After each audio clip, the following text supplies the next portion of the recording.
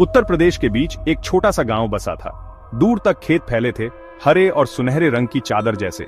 यहाँ जिंदगी आराम से चलती थी, जैसे धरती की धुन पर। लेकिन गांव पर एक डर और रहस्य का साया था। ये साया चौधरी हवेली से आता था, जो कभी बहुत बड़ी और खूबसूरत थी, अब टूटी फूटी और वीरान। लोग हवेली के बारे में अजीब घटनाओं की कानाफूसी करते थे। रात में अजीब आवाजें आती थीं। हवेली की टूटी खिड़कियों में परछाई नाचती थीं। जब चांद भी नहीं होता था तब भी। सूरज ढलने के बाद कोई हवेली के पास नहीं जाता था। ये डर की जगह बन गई थी, जिसे सब दूर से ही सलाम करते थे। ये कहानियां सालों से चल रही थीं, एक पीढ़ी से दूसरी पीढ़ी तक। हर बार कहानी में डर और अंधविश्वास की नई परतें जुड़ जाती थीं। कुछ लोग इसे बस कहानियां मानते थे, फालतू लोगों की बातें। लेकिन जो लोग हवेली के पास रहते थे, वो जानते थे कि कुछ तो गड़बड़ है। उन्होंने परछाई देखी थीं, फुसफुसाहटें सुनी थीं।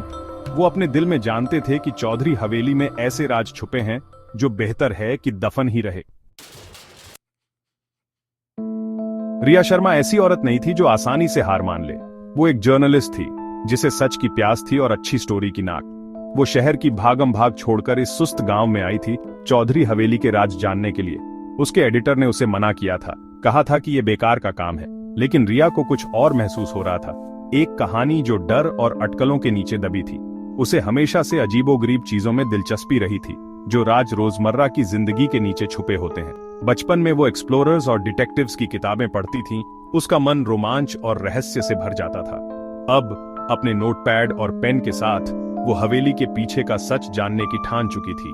गांव पहुंचकर रिया को सिर्फ खामोशी मिली। गांव वालों के चेहरों पर डर साफ दिख रहा था। वो हवेली के बारे में बात करने से डरते थे। उन्होंने उसे खतरे से आगाह किया, कहा कि वो वापस चली जाए। लेकिन रिया नहीं मानी। उनकी खामोशी ने उसकी जिज्ञासा और बढ़ा दी। उसे यकीन हो गया कि वो सही रास्ते पर है। वो जानती थी कि डर लोगों का मुंह बंद कर देता है, लेकिन वो ये डर तोड़ना चाहती थी। अंशुमन, एक फोटोग्राफर और रिया का पुराना दोस्त, उसके साथ एडवेंचर पर हमेशा रहता था। वो उसके साथ कई असाइनमेंट्स पर गया था। उसका कैमरा उनकी खोजों की तस्वीरें लेता था। पहले तो उसे भी शक था, लेकिन हवेली के पास आते ही उसे भी बेचैनी होने लगी। हवा भारी हो गई, जैसे किसी अनदेखी ताकत से। सन्नाटा छाया हुआ था, सिर्फ पत्तों की सरसराहट और उनके कदमों की आवाज सुनाई दे रही थी। जैसे ही शाम ढली और हवेली के चारों ओर लंबी परछाइयां पड़ने लगीं, वे हवेली के पास पहुंचे। कभी चमकीला रंग अब फीका पड़ गया था, दीवारों का कंकाल दिख रहा था।